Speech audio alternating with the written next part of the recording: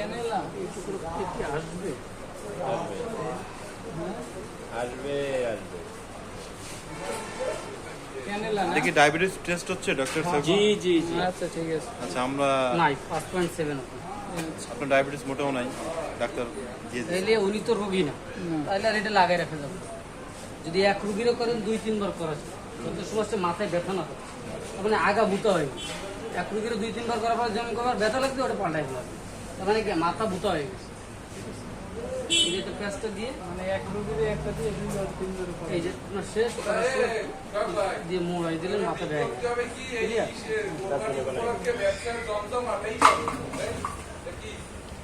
কিভাবে ডায়াবেটিস রোগীর diabetes check করা হয় সেটা?